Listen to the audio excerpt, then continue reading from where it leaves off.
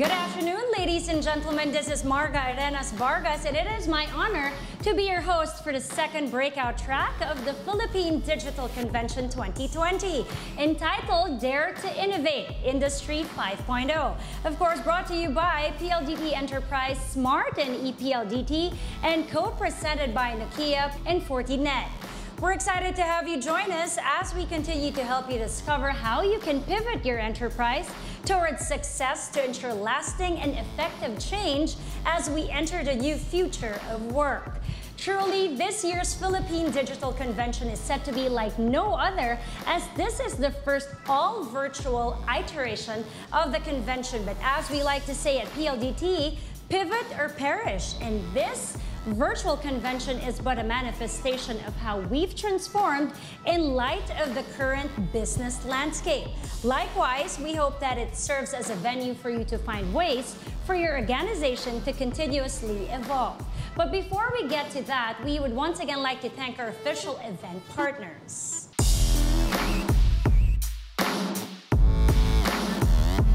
Today, we will take a look at Industry 5.0, blazing the trail for technology to cover enterprises' need for a seamless, automated, and zero-touch client experience. As we lay the ground for such capabilities today through 5G, IoT, cybersecurity, among others, we need to answer the question as to how this will impact the most important resource in this transformation: humankind. Industry 5.0 endeavors to answer this as we have an eye for the future, how man and machine will coexist and, more importantly, collaborate in an ever-evolving digital world.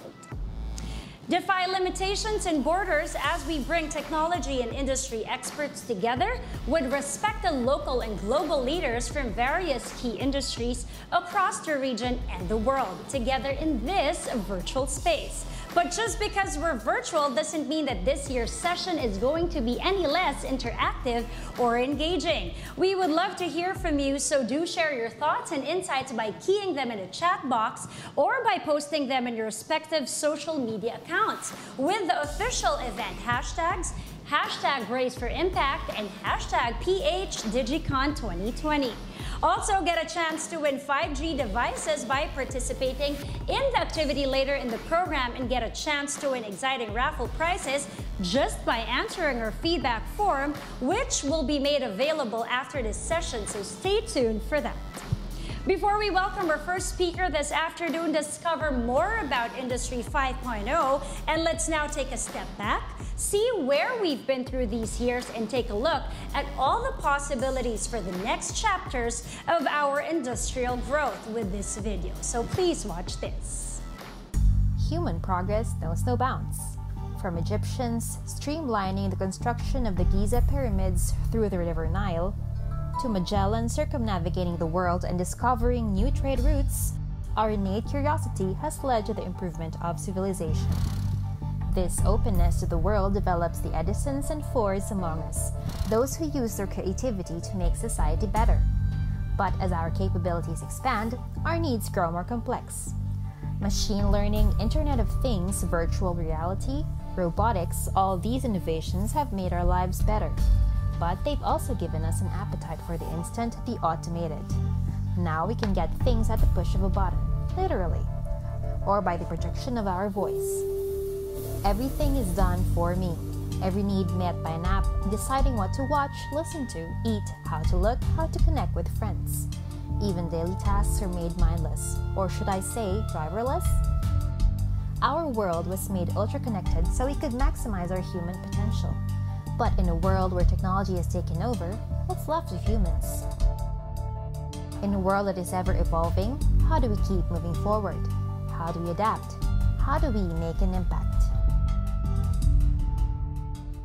Get ready to experience impact as we start off this session with a presentation on what's really beyond Industry 4.0 and what can enterprises expect and prepare for the upcoming exciting developments. Please welcome Chief Technology and Information Advisor of PLDT Group, Mr. Joachim Yorn.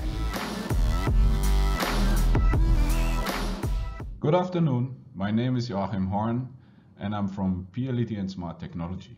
I want to talk today about the Industrial Revolution 4.0 or much more about beyond that?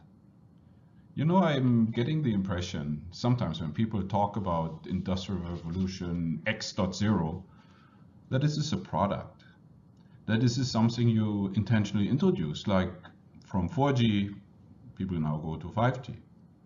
But I think this is a misconception. It is much more a disruption caused by technology innovation and very often only identified after the fact. Today we know that the introduction of the steam engine had a severe impact on the industry, on the way people worked, on the way people made money, on the efficiency, on the processes, on anything. Same happened with the rise of electricity and electrical engines. And then in the 80s, when the internet came and the computers, it has a similar massive impact in the way people produced, worked, lived, made money. And so we seem to be in a similar time now. And therefore, rather than talking about a revolution, which we may only see later as one, I want to talk about potential drivers which may lead to industrial revolution. One of the key changes we are seeing in the last year is the convergence of information technology with what we call operational technology, meaning the factories, the systems where you produce, together with the system which actually used to be back office. One of the biggest examples for that is actually machine learning. And as a next step, artificial intelligence. The combination of these IT capabilities in the production environment have caused tremendous efficiencies, tremendous benefits for productivity, and tremendous benefit for speed of production. And we will see more of this happening as the information technology gets immersed into production environment.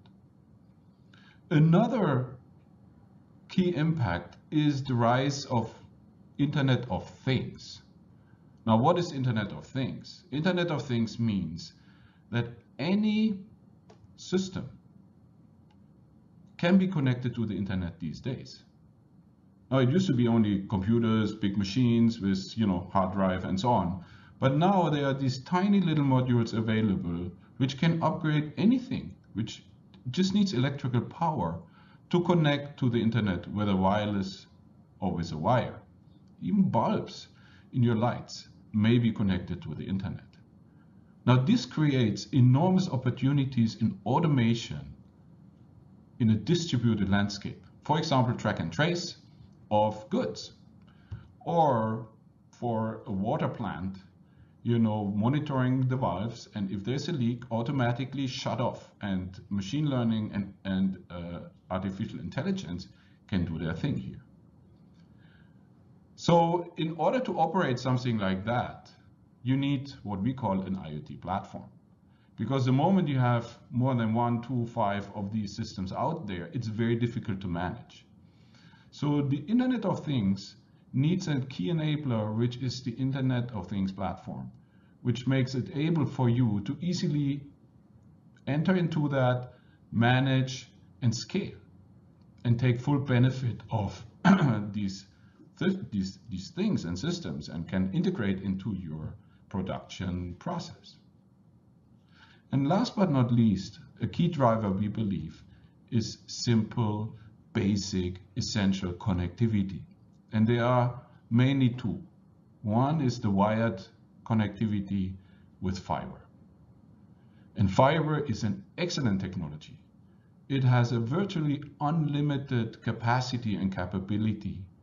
It's just limited by the technology which makes use of it. So once you have a fiber, you can get enormous speeds and capacities, and as technology evolves, you just replace the technology itself. The fiber can accommodate so much higher speed, and today we are talking about terabits per second we can put into a fiber, and the sky is the limit. On the other side, you cannot connect everything with a wire, so you have a wireless technology. And wireless network have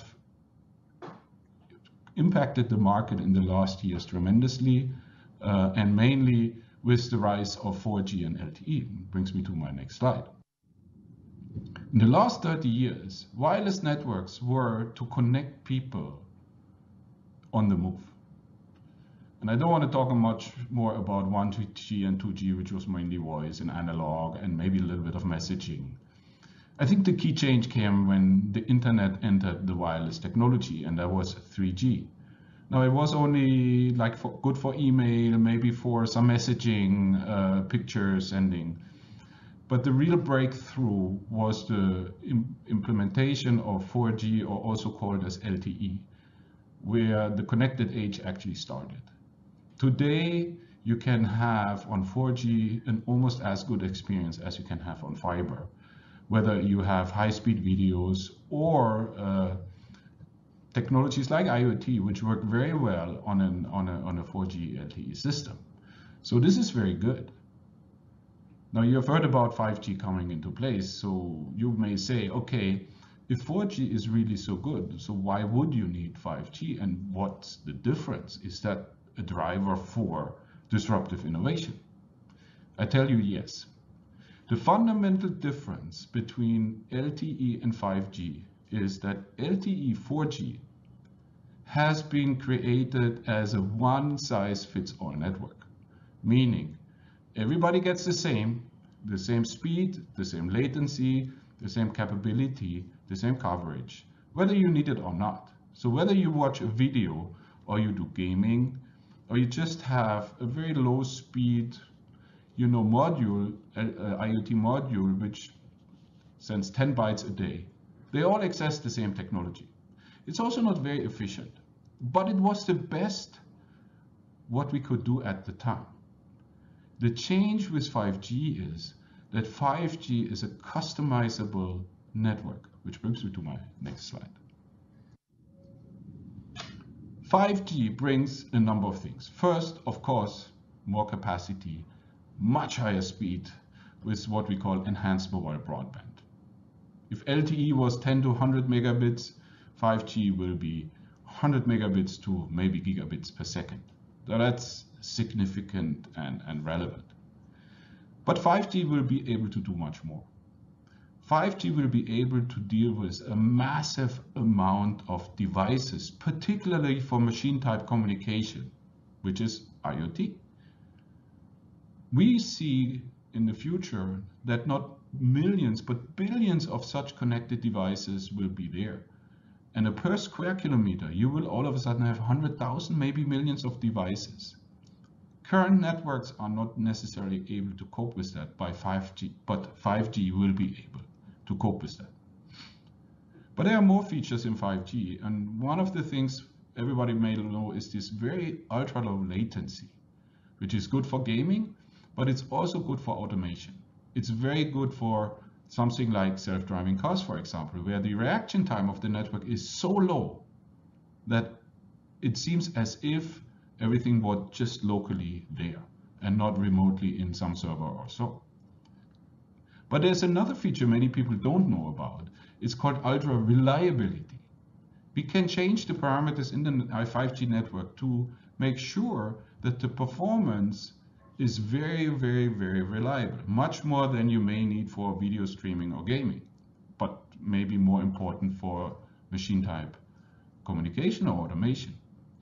And also the coverage can be influenced, giving much more coverage at the expense maybe of a little bit of speed. Now, there are many more features 5G will bring. These were just examples, but it's incredible what the amount of capabilities are there. And the good thing about this, it's not that you need all these things all the time. Therefore, in 5G, we introduce something which we call network slicing, meaning that you can virtually, not physically with a knife, virtually, you can create slices of a network dedicated to your use case. And in these pieces, slices of the network, you only put in those capabilities you need. Let's say you want high speed, but you don't need many devices. You want high speed and low latency. Okay, please, let us create a slice which is for you, and it's a customized network for the purpose of your use case. Now, there are many use cases out there already as examples, but at the end of the day, it matters what your use case will be and how you want to use it. So these are key changes 5G will be bringing. So therefore, we believe that 5G, and this is my next slide, is a critical platform for innovation. Now, 5G itself is not the silver bullet. 5G will not make you innovative alone. It's a toolbox, it's a platform. It needs to be integrated with the ecosystem you're working in. Therefore, as opposed to a one-size-fits-all network, it's easy because nothing can be changed. You just use it as it is. It's very simple, but it's not optimized. So in case of 5G, we can optimize 5G according to a use case a certain industry segment may require. That, of course, needs dialogue and collaboration in order to identify, define, and create. But that's the next step of communication, customized communication, 5G as the platform for innovation. And the same is true on my next slide with IoT. As I mentioned before, Internet of Things will lead to millions, if not billions, of devices out there, which combined with capabilities in 5G can create a virtuous cycle of innovation, which may move your industry segment to the next level.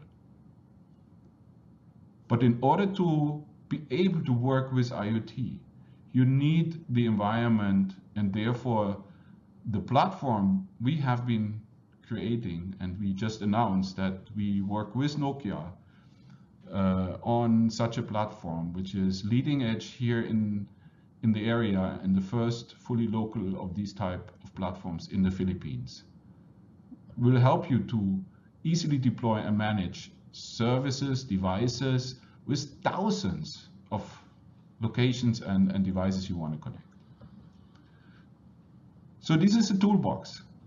This is something where we need to work together.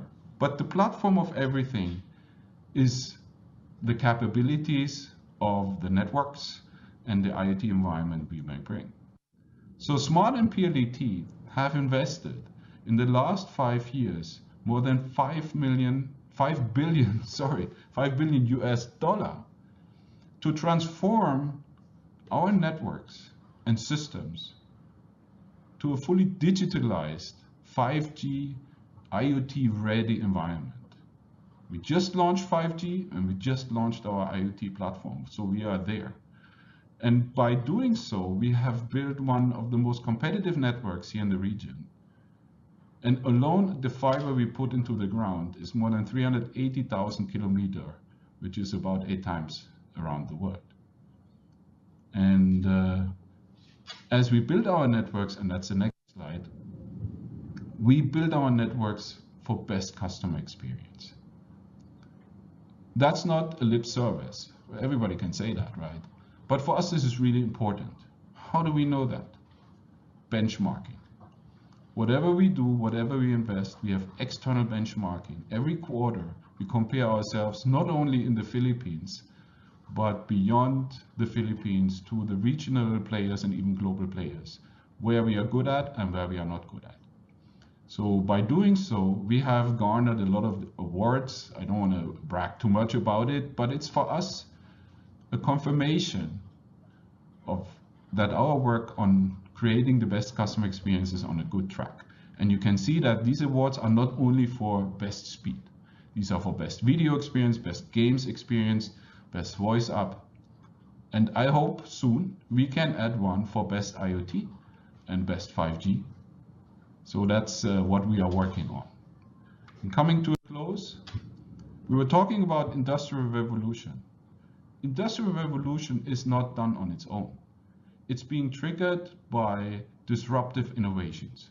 We believe that 5G and IoT will be some of those innovations. It's a platform for innovation, creating a virtuous cycle where we together with you can create serious impact in a positive way on your industry.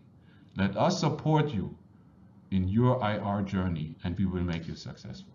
Thank you so much for listening to me today. Have a good day.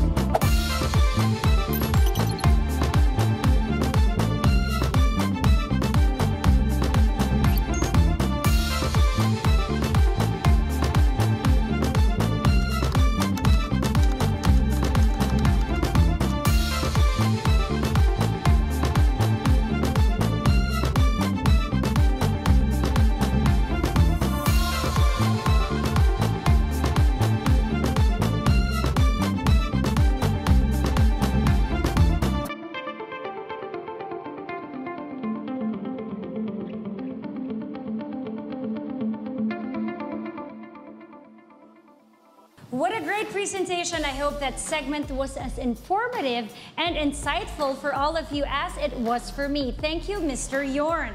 And at this point, we'd like to introduce our next speaker, who is the creator and global head of Nokia's worldwide IoT network grid business line. He has an over 15 years management consulting experience, most recently as global head of transformation consulting practice for Nokia, where he led numerous strategies, business transformation, and performance improvement projects for major telecom operators across the globe. Please welcome the global head of Nokia Wing, Mr. Ankur Ban. Hello everyone, my name is Ankur Ban and I'm global head of Wing business at Nokia. Wing stands for Worldwide IoT Network Grid, and we are simplifying access to global IoT for operators and enterprises across the globe. It is my pleasure to talk at DigiCon, and I'm going to talk about enabling the industrial revolution of our time with global IoT. The future is not only about connecting people, but also about connecting things, and with that, enterprises, society, and entire industrial ecosystem. Possibility of value creation with IoT is unlimited. Think about how manufacturing and factories can be transformed with zero-touch operations, predictive maintenance, real-time inventory, and ensuring, first and foremost, focus on worker health and safety.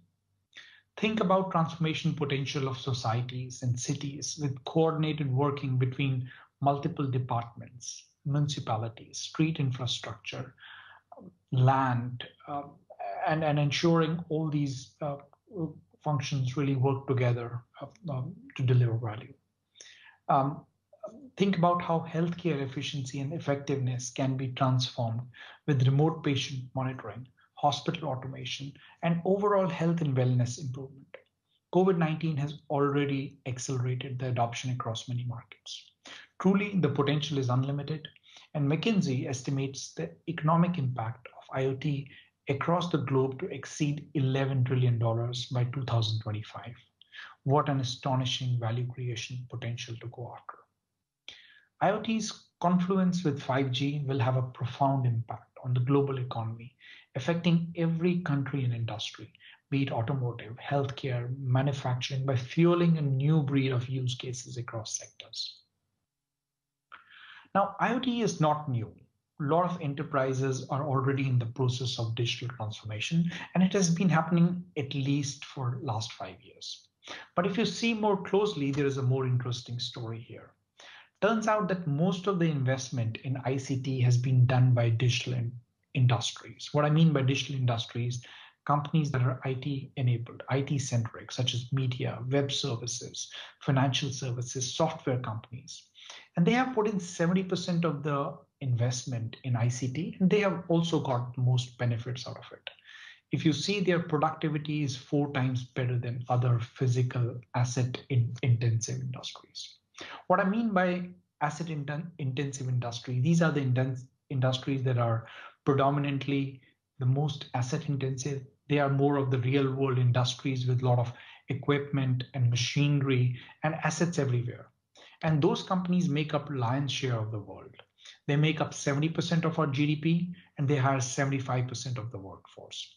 So basically, until now, some have benefited from digital transformation, but not others.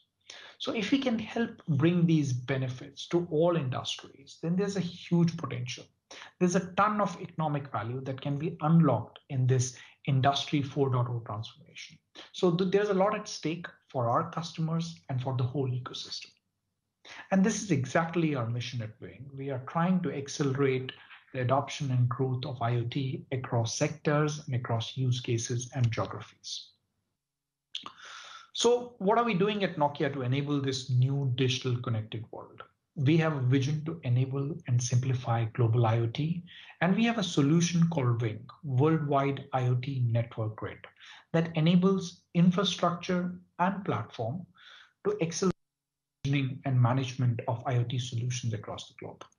We are proud to be associated with Smart PLDT to bring this technology to Philippines, enterprises, and society.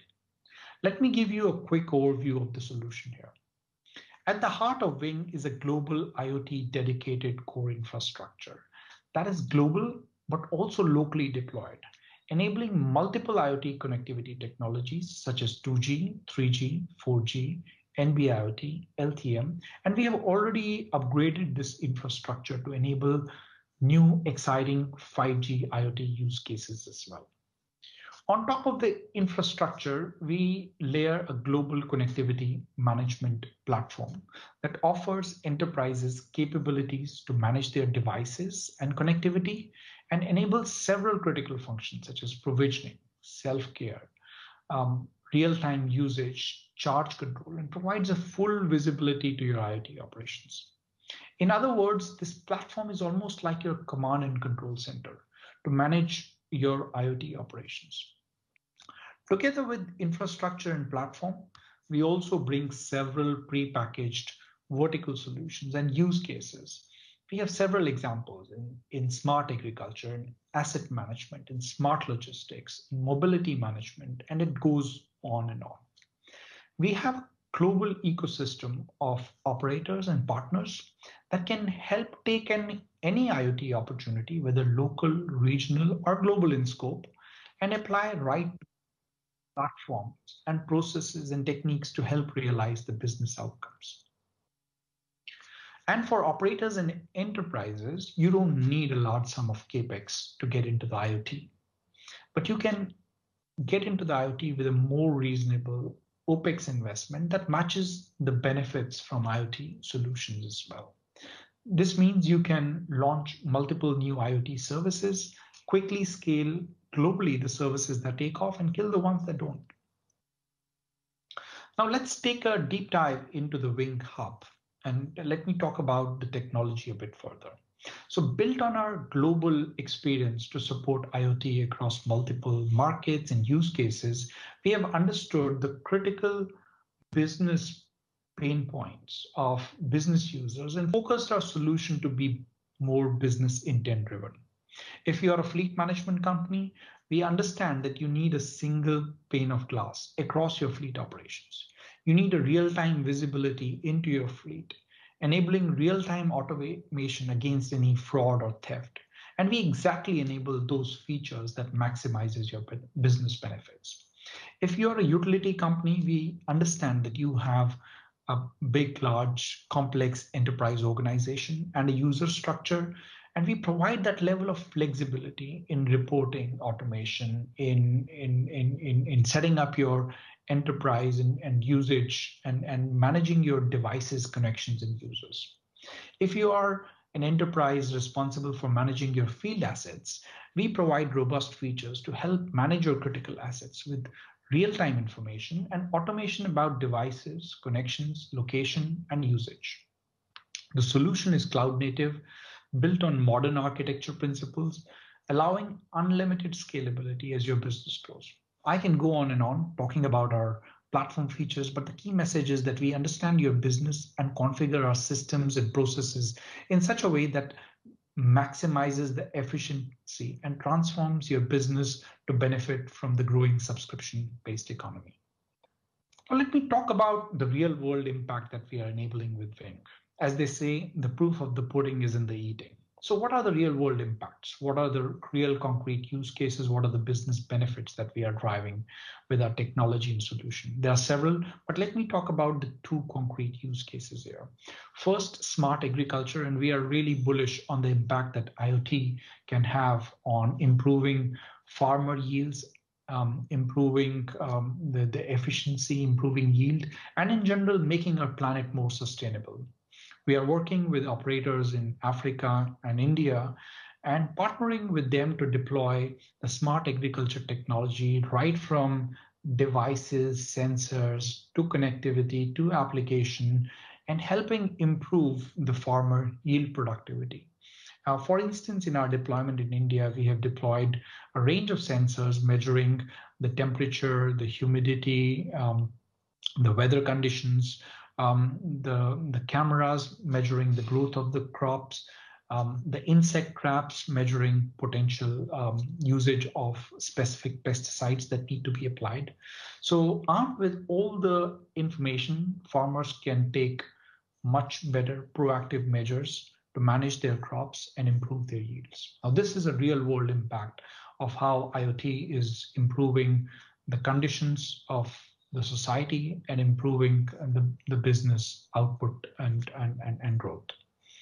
Second example is more spread across the asset in the enterprises trying to automate and digitize their asset operations. So let me take two examples here. The first one is a global manufacturer of air conditioner, and we are helping them completely digitize their offering.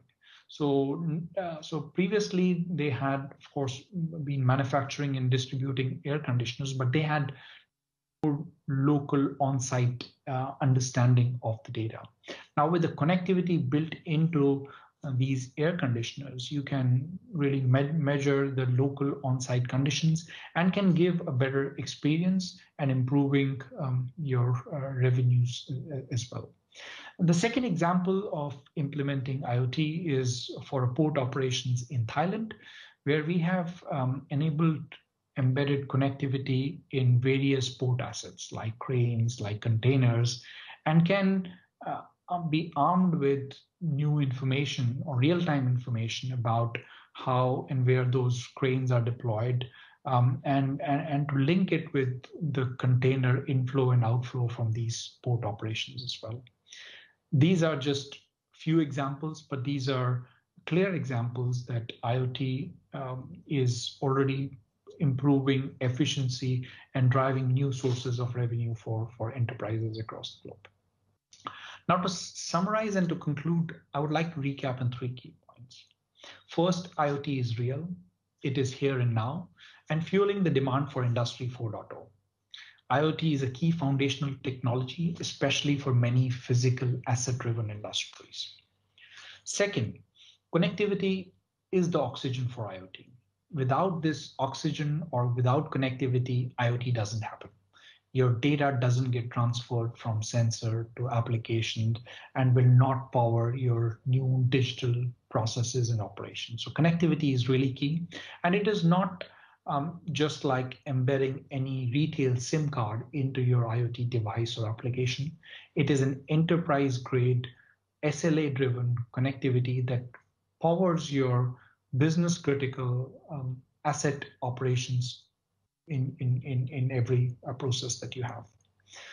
Third, IoT, of course, has many layers in the value chain. While connectivity is the first natural layer for operators and partners like Nokia to address, but we simplify the entire value chain by pre-integrating various IoT layers such as devices, connectivity, and application into what I call as a pre-packaged IoT vertical solution in some key verticals. And we're already accelerating IoT in smart agriculture and asset management and several other verticals.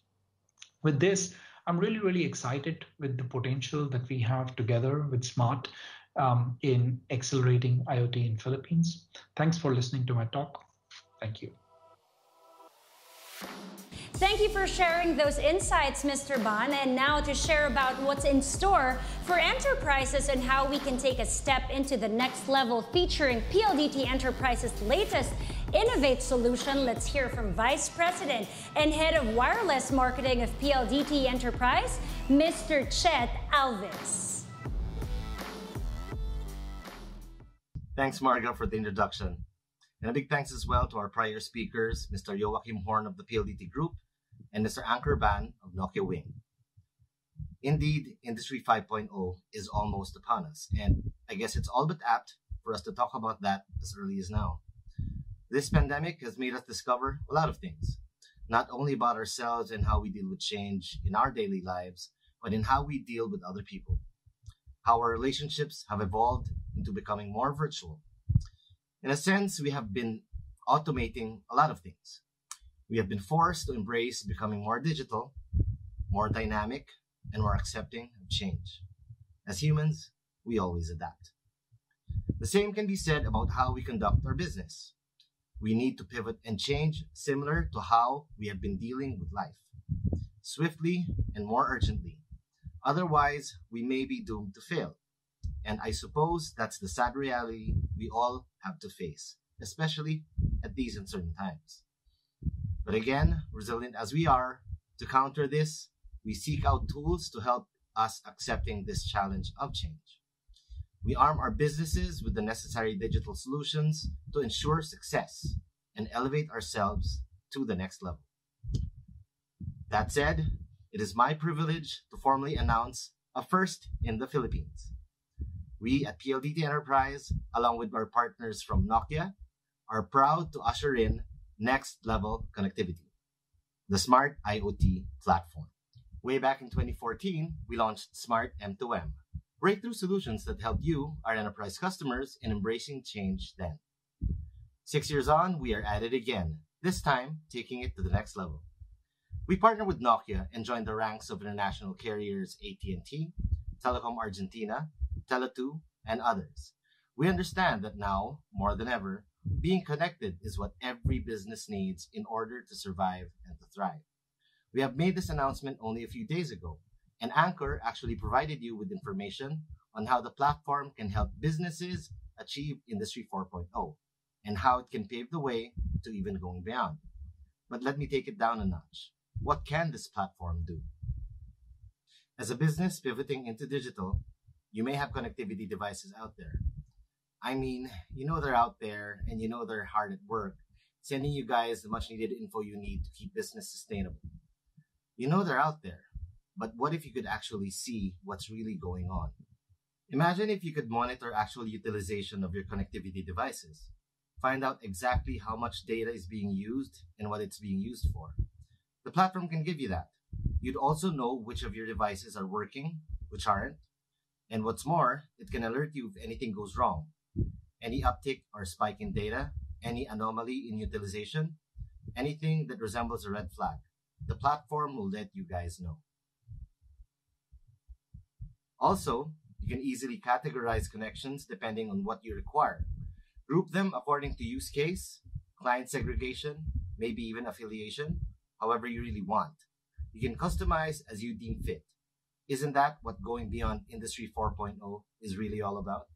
If you also wanted to find out exactly what's going on with each connected device, you can. You get a full 360 view of connectivity health with status updates in near real time. Find out which device is online or offline. Oh, and you can actually personalize your own experience for that. Like I said, you can set controls depending on what you need. And that's just scratching the surface. The Smart IoT platform, powered by Nokia, can help you guys manage up to tens of thousands of devices and connectivity points. There's actually more to it than just that. The platform can also help you care for yourself and your customers.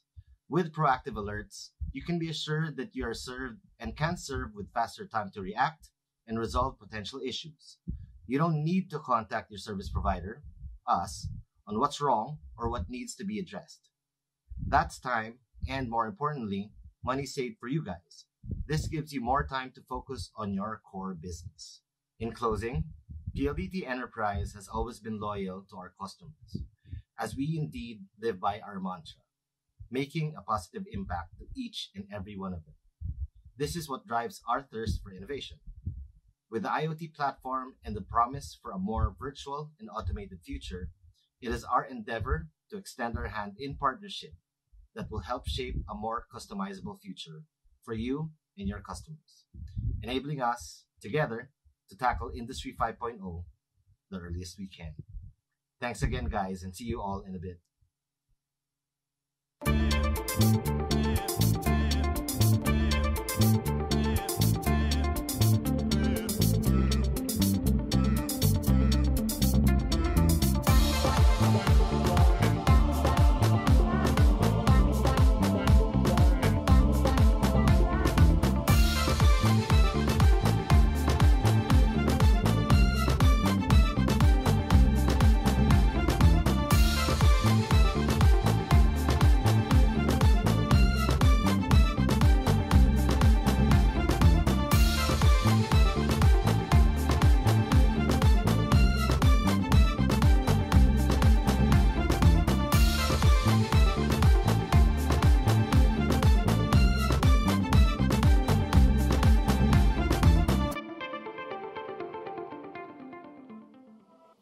Thank you, Mr. Alves. I'm sure our audience are now very excited to collaborate with PLDT Enterprise to power their IoT business with this new technology.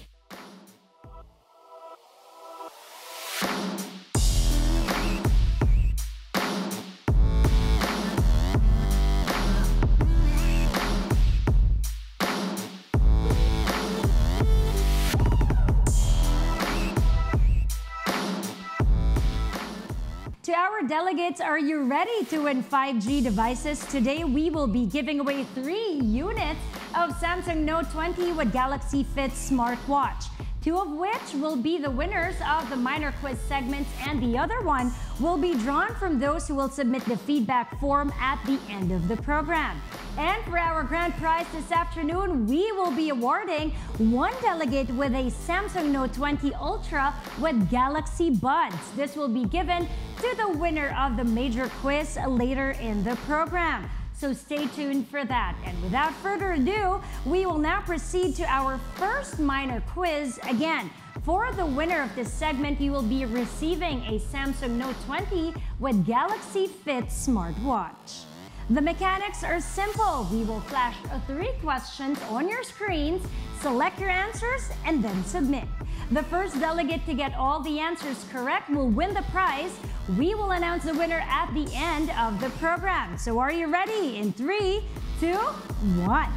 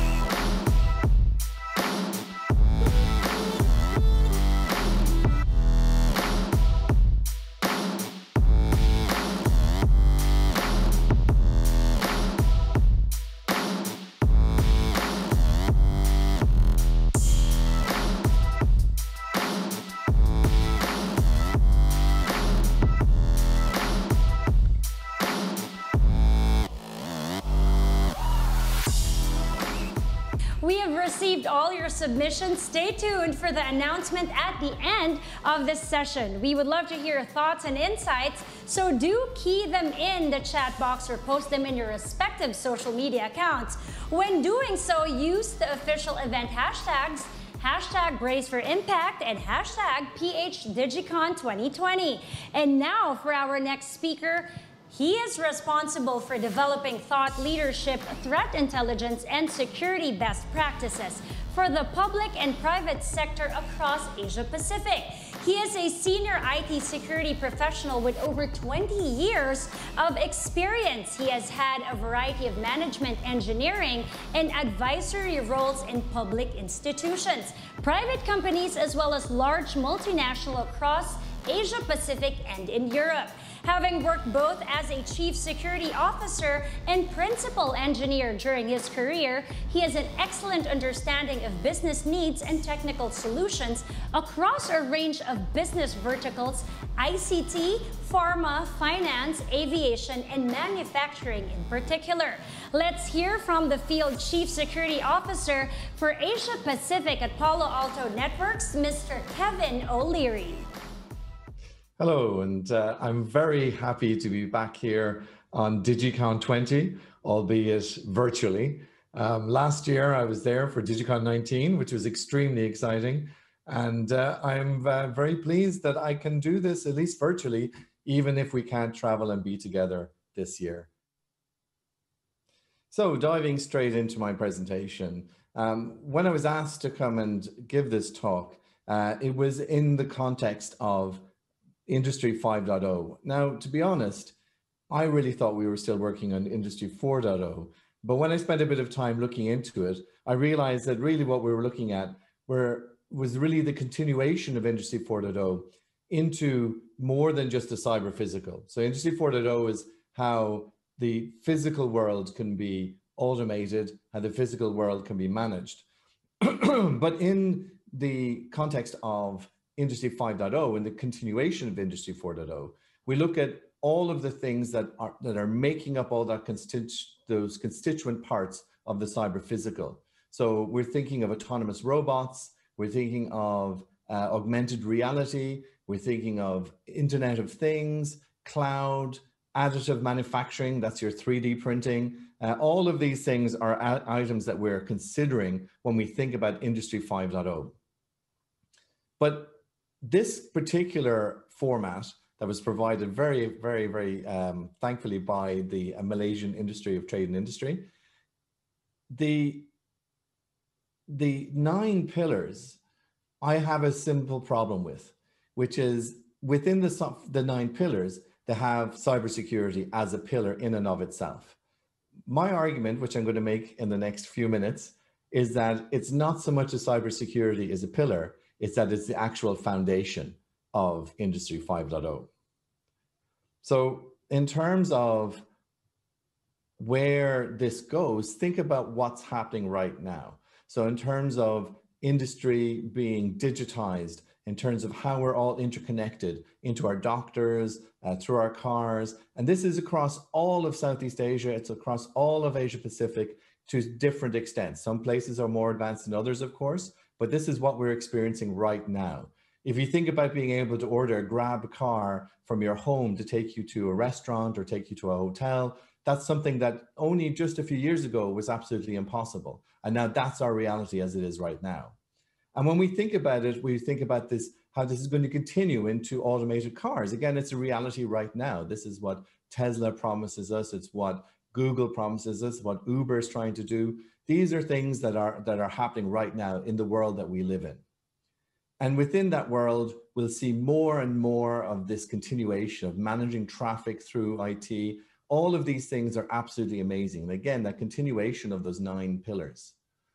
And when we talk about it in cybersecurity terms, we think of it in terms of all of the different areas that need to be secured. So in terms of the major data centers, in terms of the IoT devices and the industrial IoT devices, how all of this is going to be connected and managed through the internet, and how this has to be protected. So in terms of where we're trying to secure these things, it's very well defined from an industrial perspective. In terms of where IoT devices are connected, where we're trying to secure the data centers, there are some very distinct strategies about how we're going to manage this. Now, there are difficulties with IoT. There are things that we have to be concerned with in terms of the number of IoT devices, the nodes, all of this done. But we tend to think of it as a future prospect. We tend to think of it in terms of something that's going to happen some way down the road and something that we're going to have time to secure and fix all those problems. But in actual fact, when we think about it, we have an actual real experience of IoT right now. So what is our actual IoT experience? Well, if you look around the home these days, there are more IoT things there than you might realize. I'm not even thinking about it. Right now, we're in the situation where we have smart light bulbs, where our coffee machine might be connected. where you might have a health device already connected. You have your home office where you're working through your laptop. You're maybe managing all of these things through your mobile phone. That's the reality. We are actually living in Industry 5.0. We are actually living this right now. The Internet of Things is all around us right now. It's not something that's a future prospect. And we can see this in terms of what's expected for us in terms of the current pandemic, how it's forced us all to work from home in different places. It's not necessarily in the perfect home office. Sometimes it's at the kitchen table or sitting down in front of the TV with your kids. And in that context, you can see these IoT devices all around you. And how are these IoT devices connected? They're all connecting in through your home router. They're all connecting in through an area of extreme vulnerability right now. And if you're running your IoT devices across the same network that you are using to connect into your work, that's a serious problem. And if you see on the slide here, we have our people in their dedicated spaces within the home. And then we have the home router that they're connected to, and from there to their ISP, and then to the internet, and then to the office. And I think you can see as well as I can that there are multiple places where we have an issue with cybersecurity, where somebody could attack the network and somebody could take control. So in terms of IoT and how we're thinking about it these days, we have to stop thinking of it just in terms of it being something that is for the future. We have to think of it as something that we're living in right now, and that's something that we have to protect.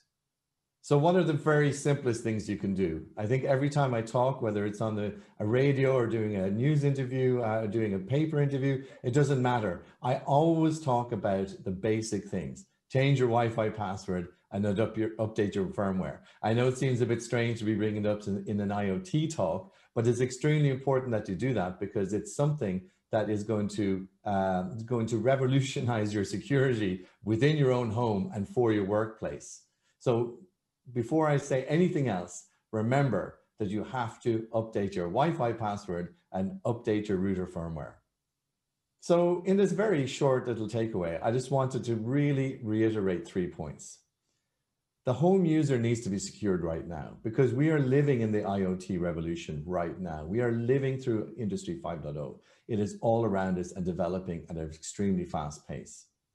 When we think about these devices, we want to see more effort from the manufacturers to secure those devices in our homes and out in the world to make sure that they can't be hacked and that we are not at risk in the physical world because of what can happen in the cyber world. And the final point is that cybersecurity is a foundation, not a pillar. If you think back to that slide that I brought up, those 9 pillars, that cybersecurity was somehow hanging on there in the same space as cloud security and in the same place as automation. In actual fact, none of those things can exist securely and safely unless we have cybersecurity. Cybersecurity is the foundation. It is not a pillar. So that was a very, very brief introduction to IoT and Industry 5.0 as it is right now. I know that we're going to discuss this in more depth in the panel later. So I just hope that you took some of those items that I discussed, and that I hope that I've sparked your interest and that you'll have many questions for me in the panel. Thank you again. Thank you for a very informative presentation, Mr. O'Leary. Now let's take a closer look at the technologies that have revolutionized the way we do business. Our next speaker is a pioneer and veteran in the Asia-Pacific cloud and cybersecurity and governance space with over 20 years professional experience and in a variety of domains. He is a consultant, advocate, instructor, auditor, and business leader. He has held inaugural regional business director positions at IBM, CA, and Checkpoint. Here to talk about Industry 5.0, AI-powered cybersecurity considerations, please welcome Principal Consultant for Southeast Asia Hong Kong of Fortinet, Mr. Anthony Lim.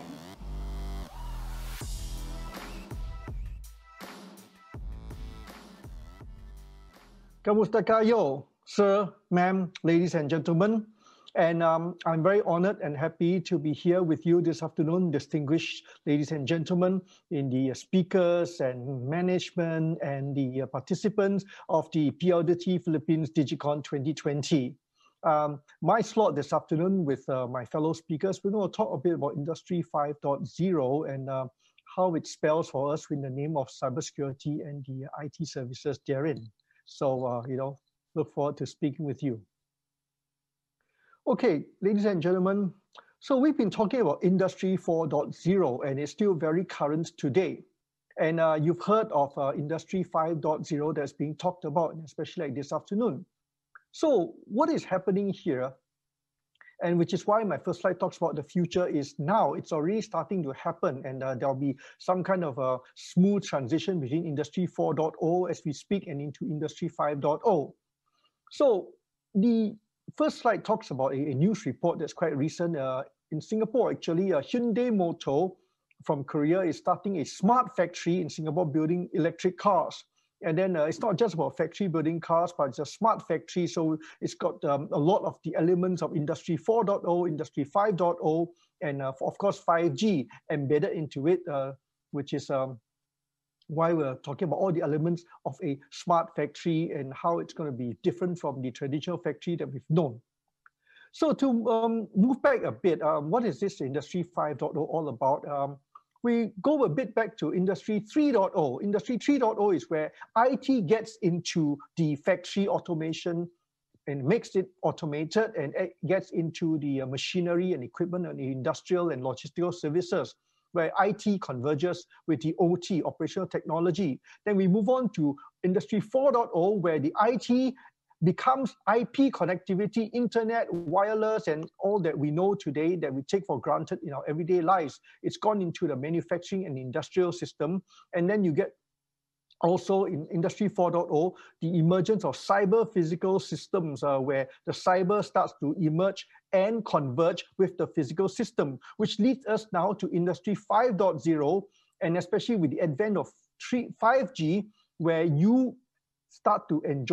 also start to enjoy the fruits of the labors, pardon the pun, fruit of the labor of personalization and customization, where there's increased human and machine co-working. It's not just about robots doing the mundane work. It's not about human beings being put out of a job, but there's greater collaboration between human intelligence and artificial intelligence. And this is where we get the Industry 5.0 and the smart factories that's coming up. So when we talk about Industry 5.0, we refer a lot to smart factories, we've mentioned that, but also manufacturing, industrial, logistics. And you see CIO magazine ASEAN introduces the idea that 5G, the carrier-grade digital infrastructure, I quote, for the software-defined factory of the future. And so you see immediately the two fives coming together, 5.0 and 5G. So 5G is going to become a critical member of the smart factory, and there are some use cases like low latency, extended mobility, and of course mass machine communications, which is, again, you talk about IoT and you talk about all these where increased connectivity, increased convergence. But when you take a step back and look at Industry 5.0's perspective, what do we get out of it? So we get industrial IoT, we get cloud services entering manufacturing, additive manufacturing, simulation, robots and drones, we know about that, augmented reality. And then, of course, on the top right corner in red, which is something that we cannot forget, whether it's Industry 3.0, 4.0, 5.0, the element of cybersecurity is always at the top of the mind. And increasingly so with the advent of 5G, when you start to do more things faster per unit time and per unit iota, the importance of cybersecurity is all the more, because now you see a picture of the factory of the future. You actually have more things in there that's new, but therefore it gives you more things to hack. Wearables, augmented reality, cobots, which is collaborative robots, modular equipment, unmanned trucks, and so on. Blockchain, predictive machine analysis. It's all wonderful. It's all very futuristic, but it's scary if some of these things, get compromised from the cyber point of view. Which brings me to the point. What is this cybersecurity consideration for Industry 5.0? And we started talking about this since Industry 4.0 incumbent already. Firstly, cybercrime is rising and getting more innovative. cyber attacks are getting more sophisticated. Manufacturers are increasingly valuable targets. And we talk about manufacturing today and Industry 4.0, 5.0. We're not just talking about the heavy-duty industrial equipment, but we talk about pharmaceuticals and biotech and high-tech and all that. And modern factories and machinery have more connectivity and entry points, again, because of the IP connectivity and IT connectivity. Operational technology, we know this, lacks cybersecurity experience. For the past 50 years, they've never had to deal with this until now. And above all, hackers are always looking for something new to try and attack. With Industry 5.0, we've got increased connectivity, increased convergence with IT in the industrial components, and it gives hackers new areas to try and attack. And now they're attacking the OT. So how do we mitigate the cyber risk with all this new wonderful future that is now? We need increased visibility across the digital attack surface because the attack surface has increased. We need to protect against sophisticated threats. We need to find an intelligent and structured security architecture. And above all, we need to simplify our ability to comply. Comply doesn't mean just government regulations, but also industry requirements, ISO 27000, IEC 62334, and so on, ISO 9000, BCI, BCP, and so on. So therefore, Industry 5.0 requires not just cybersecurity, but befitting cybersecurity. For example, AI-powered. Artificial intelligence in the threat intelligence. Artificial intelligence deployed inline in the security solutions at site, alongside mainstream cyber protection. Artificial intelligence enables speed to response, whether it's detection, mitigation, coordinated defense, incident response. Artificial intelligence is required in an artificial intelligence world, which is going to figure a lot in Industry 5.0. And also powered by 5G, like I said earlier, which makes things faster and more per unit time. So if you have AI-driven security, you get automated time-consuming, automating the time-consuming manual investigations, transforming security processes for real-time remediation, and delivering tailored threat intelligence to significantly reduce false positives. Why do we need this? Like I said earlier on, attack surface is expanding, cyber crimes and cyber attacks are becoming more sophisticated, and we know this, above all, even today, security teams are facing shortages, security teams are facing constraints. We see many news reports that we don't have enough of security professionals, and yet we need to cope with more and more, and therefore automation and artificial intelligence helps us. Some use cases for AI-driven security Industry 5.0, for example, incident detection, insider risk. I'm not going to read all of them. Threat prevention, endpoint and device protection, because there's a lot of endpoint and devices right now. Not just end users, but the IoT and the OT. And then you have the SOC platform, SIEM, SOAR, advanced threat protection like sandboxing and isolation, and of course the end user and endpoint security and compliance. So there are many, many use cases even today for AI-driven cybersecurity, even in the advent of Industry 5.0. The smart factory will be here a lot sooner than we think it will be. Okay, it's already started to happen. Even Daimler-Benz in Germany is building a very big Mercedes-Benz factory, based on 5G. And so in closing, here's a summary picture of the future manufacturing enterprise, which is going to be smart, connected, and of course secure, so that we could build with confidence, we could innovate with confidence, and we could enjoy, again, pardon the pun, the fruits of the labor of Industry 5.0 and 5G. Salamat po. Thank you very much, ladies and gentlemen, sirs, ma'ams, and I wish you a good seminar, good learning, good networking. Thank you for an insightful presentation, Mr. Lim.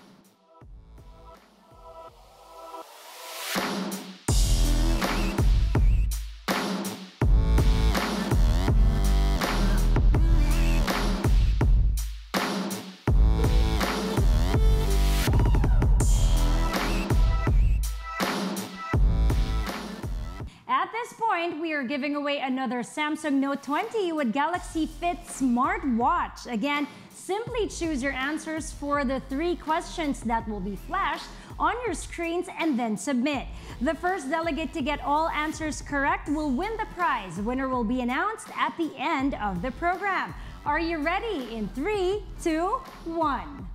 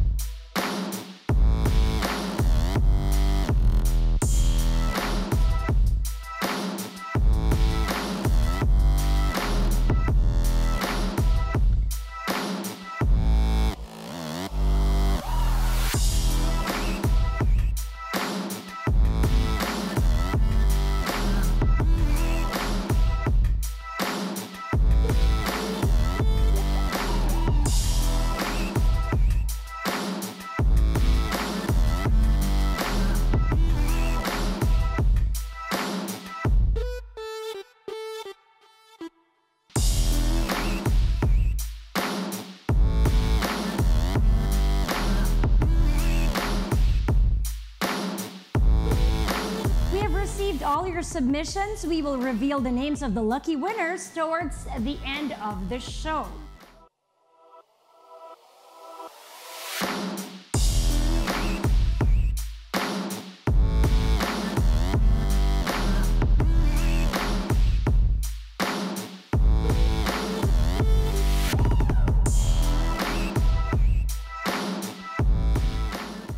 And now the moment you've been all waiting for, the major quiz. A Samsung Note 20 Ultra with Galaxy Buds will be given to the first delegate who will get all answers correct.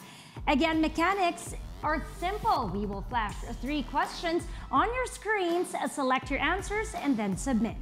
We will announce the winner at the end of the program. Are you ready? In 3, 2, 1.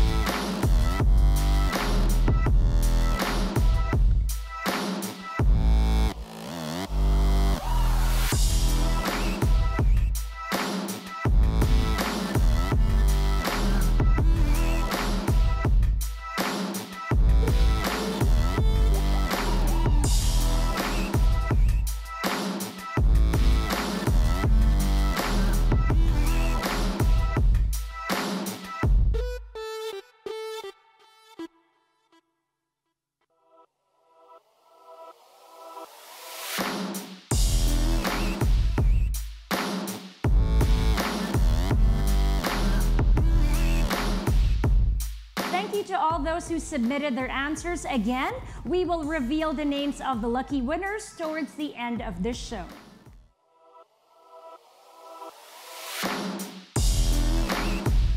Key in your questions, comments, and suggestions via the chat.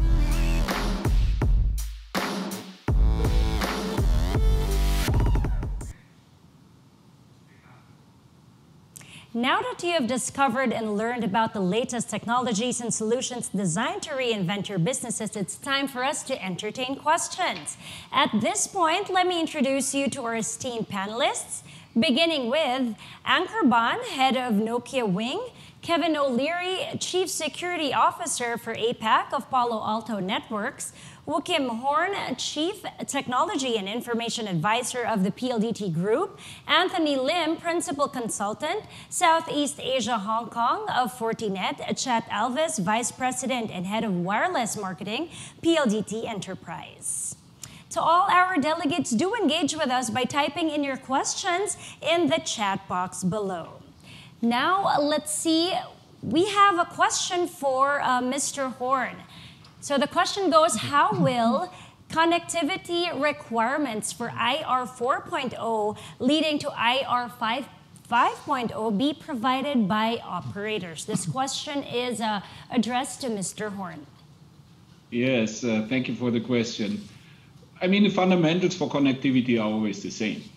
You know, availability, reliability, and performance. But this does not necessarily drive a revolution. But there will be 2 innovations which can make a difference, and that's 5G, the flexibility, the ability to customize, or even create private networks combined with the incredible performance. and the massive opportunities through IoT, in particular IoT in a very large scale, as it can be accommodated by 5G. Now, these will most likely become a driver for disruption in certain industry segments, and maybe in hindsight, we will call it industrial revolution. Now, operators will need to provide, of course, the 5G at a large scale with coverage and capacity, and it needs to be the so-called standalone mode. We will need to provide the IoT platform to support enterprises to easily launch, manage, and massively scale. And that's what we have been working on with our partners like Nokia on the IoT platform. But again, this doesn't make the revolution itself. These are ingredients, only enablers, maybe drivers. You need to integrate it into your ecosystem, the production processes, business processes, in order to really create impact or even a disruption. There is no one-size-fits-all solution, as it used to be in the past for communication. And that makes it powerful, but there's also some work to be done. And we need to engage and develop together with our customers these solutions. And that's what we want to do, and that's what we are working on in Smart and PLDT. All right, thank you, Mr. Horn. Now, again, we welcome questions coming in from our delegates, so please do key them in the chat box. Now, we have a question from Emily Marquez. It's for you, Mr. O'Leary. What should be the first step of enterprises to secure their IoT devices to prepare for Industry 5.0? Right, so it's an interesting question, but it kind of depends on whether you're the producer or whether you're the consumer when you're talking about enterprise IoT. I'll take the opportunity to say, to kind of deal with both. So on the first side, you know, what I would be looking for, what I've been advocating, is greater engagement from manufacturers of IoT devices. So no matter what it is, whether it's something within industrial setting, within the office or within the home, that they be more aware of cybersecurity from the outset and understand the difficulties in terms of managing cybersecurity at that space. And that means more investment in cybersecurity at the design phase and possibly spending more money on the devices themselves in terms of securing them, because that is one of the big issues, is that as you have more devices, security becomes more complicated and more difficult to apply consistently and over time. From a consumer side, from a enterprise setting where people are using IoT within the office, whether it's for security in terms of cameras or for card readers, or if they're using IoT within a more of a manufacturing setting. The most important thing is to understand that network segmentation. I think that's the very basic issue to look at. If you think about it in your home, if you do have something like a smart TV or a smart fridge, it is always looking for a network to connect to, and then uses that to communicate with whatever service it's using, or whether it's connecting back to the manufacturer itself. The issue with that is it's all running on the same network. So I think from the enterprise level, I'd be hoping that people would segregate their networks properly, so that you'd have a range of networks from the guest network, which obviously should be completely separate from the enterprise, then a kind of an operational one, which is more attuned to using things like your email or office communications, those kind of things. One that is separate again for more enterprise level data swapping and data management. And then the last thing is the IoT, that should be segmented as well. So I think deep segmentation within networks, which sounds complicated, and it can be, of course it can, but with the proper application of software-defined networks, SD-WAN, for example, it's quite possible to do that on the fly and to do it as you see your environment changing. So I think those are the two areas that I think are very important. Number one, that IoT manufacturers are much more attuned to security needs in terms of how they develop their products. And then number two, that the enterprises are very careful in terms of how they manage them within those different networks in their offices and in their manufacturing sites. All right, thank you very much, Mr. Kevin O'Leary. Now that we see a lot of questions coming in, let's see. The next question is coming from, or is addressed to Mr. Chet Alves. And it goes, how is the IoT platform aligned to 5G? Thanks, Marga. That's a very good question. I think Jorn already answered that and touched on it earlier, but let me try to break that down a little bit. Obviously, what 5G brings is really apart from enhanced mobile broadband, would be the scale that it brings when we do support IoT. I mentioned in my talk earlier that we are going to cover maybe tens of thousands of devices, but it's really actually more than that. It's hundreds and thousands of devices, even millions, theoretically. And I know our partner here, Anchor, will help us out, and of course, Yorn will help us out also from a network standpoint. If you look at that use case, specific to 5G, that's massive scale, supporting all of these devices. That's ultra low latency when you're looking at smart factories, and of course, reliability. However, like what Yorn said, it's not really about 5G that supports IoT. IoT has been with us for the past 5 years, and even some use cases went as far back as even 2G. So we went 2G, 3G, 4G, and 5G. I suppose what I'm trying to say here is that it's a very timely solution for us, putting together the IoT platform, and as we're building out our 5G services. So the next step for this is really talking to our enterprise customers and building use cases, and trying out all of these use cases on the IoT platform, on 4G or LTE, and of course, eventually also in 5G. All right, thank you, Mr. Alves. Now let's take a look at the questions coming in from our delegates. Let me choose for a while. Now we have received, a question from Michael Tan addressed to Mr. Angkorban. What do you believe is the value of 5G for enterprises as far as IoT is concerned? And what is the response of Nokia Wing to those? Oh, thank you, and a very good question. I know Joachim and Chet have already touched upon the relevance of 5G on IoT. And absolutely, you can do a lot of IoT use cases still with 4G, and there have been tremendous progress. If you look at the utility industry with the smart metering rollout in many countries, you look at the automotives with connected cars being rolled out, great adoption in the fleet management and asset tracking in multiple sectors. But what 5G now allows us is a step up, in terms of certain capabilities. One, of course, is the enhanced mobile broadband, which allows, particularly if you think about video analytics, can really become more and more prevalent. Video particularly becomes more interesting as a sensor technology. So now you don't need a lot of temperature sensors, you don't need a lot of physical sensors, but just by a video feed, you can drive a lot of analytics, and that can be made possible by 5G. We see a lot of relevance in manufacturing, especially when it comes to closed loop automation, cloud robotics, when you need to really leverage 5G's ultra low latency capabilities to really do that closed loop automation in the manufacturing. We see a lot of interest for 5G from automotive manufacturers, particularly as they are trialing out, the self-driving capability as it would come across, and which also relies on a low latency connectivity.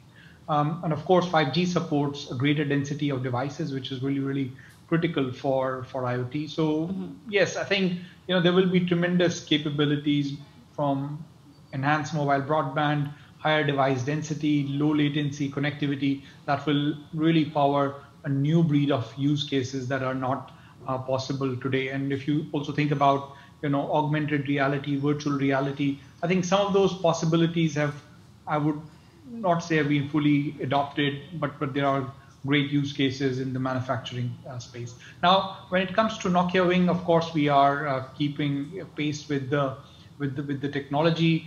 We have already upgraded our infrastructure to be 5G NSA compliant already this year. 5G standalone is also available in the lab environment in our Wing data center in Dallas, and we will be rolling it out in 2021 in production across the globe. As you know, Wing is a global architecture for IoT connectivity, and it's already supporting 2G, 3G, 4G, NB-IoT, LTE-M, 5G NSA, and 5G SA will coming in 2021 as well. All right, we can see here, if you guys can only see, there's so many questions coming in from our delegates. Now, let me just choose from the chat box. I see a question here for Mr. Anthony Lim. And the question is, in the advent of Industry 5.0 and augmented with 5G networks and artificial intelligence or AI, is there any new or additional concern we need to consider for cybersecurity here? Thank you for the question. Kamusta Kayo, if you heard the question and you heard my good compatriots talk about all the wonderful things that's coming up with Industry 5.0 and 5G, and if you throw in AI, the issue of the question right now is that cybersecurity on the wrong side, the bad guys, the hackers are also deploying, they're going to use the 5G networks, they're going to use Industry 5.0, and they're going to use AI also. So while we enjoy the fruits of the 5G, like hyper connectivity and more devices, low latency, device density, you can imagine that with more things happening per unit time, we now have more cybersecurity fires to fight per unit time, because even before all this, hackers are already known to be using AI. Hackers are already known to be waiting to get onto the same networks as we do. So we need to rethink our cybersecurity to have a broader perspective, to talk about automation, to deploy AI and all the wonderful things, so that we could focus on the productivity and not keep fighting the fires that the hackers are throwing at us. So the question itself implies that we need to watch out for what's happening, because the wrong side is also starting to deploy the type of technologies we're discussing in this forum this afternoon. All right, thank you for that, Mr. Lim. Now we have another question addressed to Joaquim. Given that there are many types of 5G, NSA and SA, would PLDT Smart be able to deploy both in the future? If yes, what would be the timeline of deployment?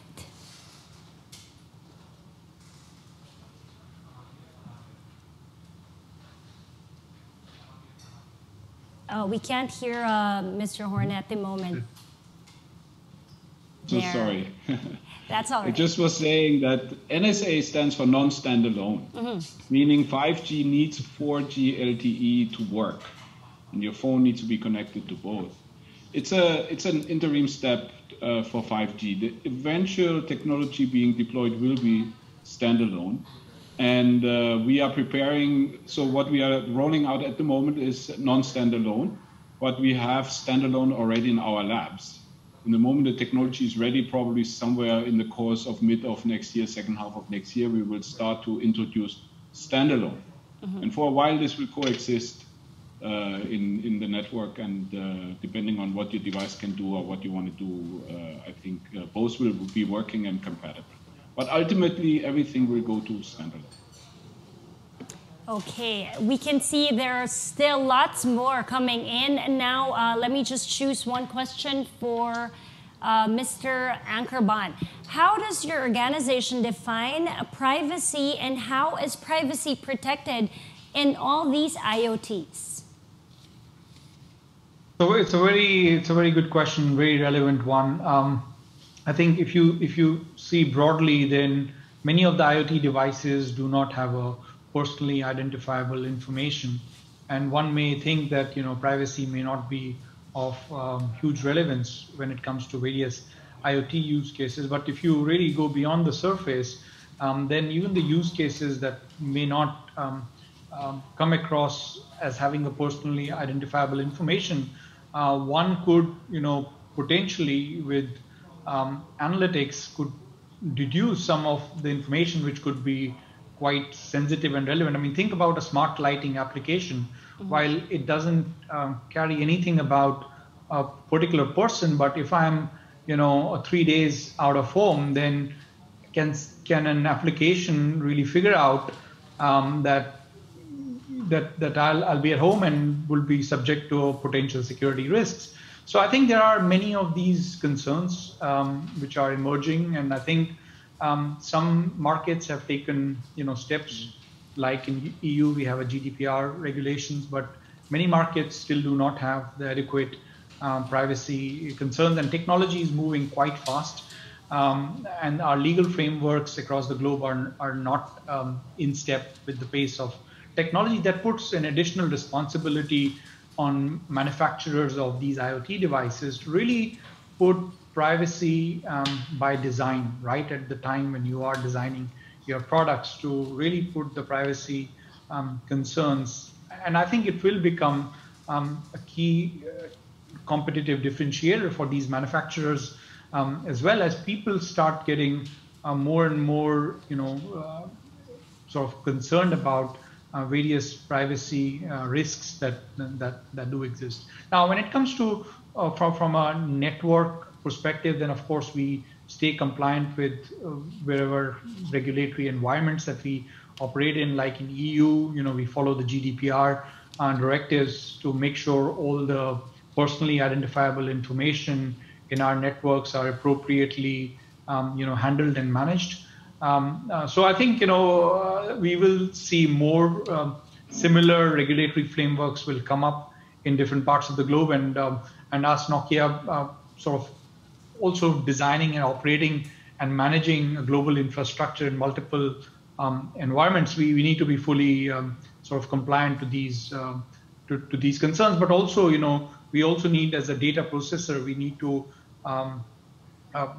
really treat privacy quite strongly and put all the best practices as we are aware. But again, this is an evolving theme. It requires all the ecosystem also to cooperate together to ensure sort of end-to-end privacy for end consumers. Here. Thank you. All right. This question is for both of you, for Mr. Ban and for Mr. Alves. Our next question says, will these Nokia Wing IoT tech solutions be applicable to any type of industry? Anyone can answer it. Mr. Chet or Mr. Ban? You're muted. Yeah. Yeah, thanks, Anchor. Let me take a stab at that. I guess, there are a lot, if we're talking use cases here in the Philippines, there are a lot.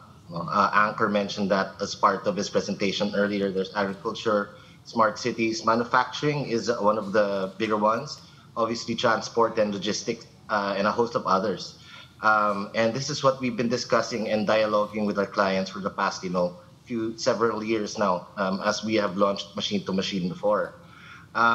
What we're seeing right now is that, especially during the pandemic, is really more on safety and security for the local government units or cities. That's one thing. Tracking and logistics, obviously, is another.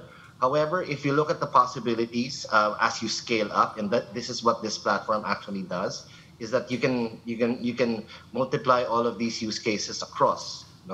And right now, what we're going to do is we're going to be talking to our clients, going to grab use cases from them, because as Anchor knows, even globally, no two markets are the same, right?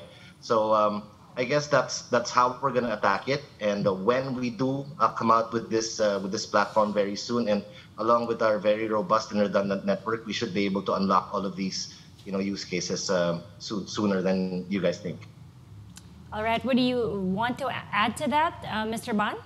Yeah, thank you. Yeah, absolutely. And just to complement what Shet said, I think the platform provides horizontal capabilities to manage IoT use cases, across different verticals, different use cases. There are already many examples, and I'm pretty sure we will also find out new examples coming out from Philippines market as well. And I think the platform gives you capabilities to manage the connectivity, which is really, really critical in IoT, because I regard connectivity as oxygen for IoT. If you have connectivity, then your devices are connected, they are live, they can really sense information from the sensors. So it's really, really critical capability, and we hope to give, this provides the end customers capabilities to manage their devices, which allows them, of course, to focus on improving the productivity of their businesses and providing a better experience to end consumers as well. All right, thank you very, very much, gentlemen. Now, if there are no more questions at this point, we would like to thank our presenters and panelists for spending this memorable afternoon with us. Special thanks to our official event partners.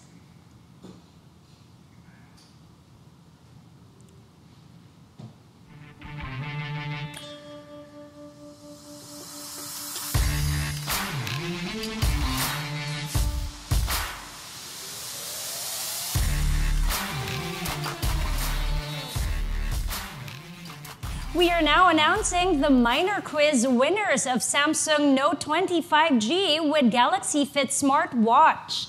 Congratulations to Rain Serrador and Nomar Alviar.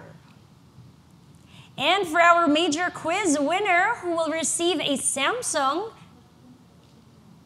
Note 20 Ultra 5G with Galaxy Buds. Congratulations to Francis Manlapas. Again, PLDT Enterprise will reach out to the winners to be able to receive your prizes. To our delegates, thank you for tuning in. You can get a chance to win these exciting raffle prizes just by answering our feedback form that will be flashed on your screens after the program.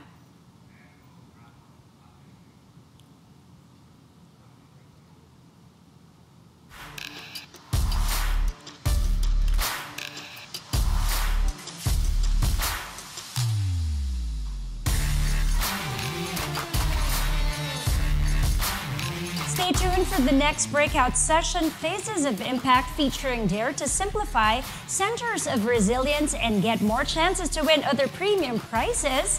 Once again, I am Marga Arenas Vargas, and this has been Faces of Impact, featuring Dare to Innovate, Industry 5.0 breakout session of the Philippine Digital Convention 2020, brought to you by PLDT Enterprise, Smart and ePLDT, and co-presented by Nokia and Fortinet.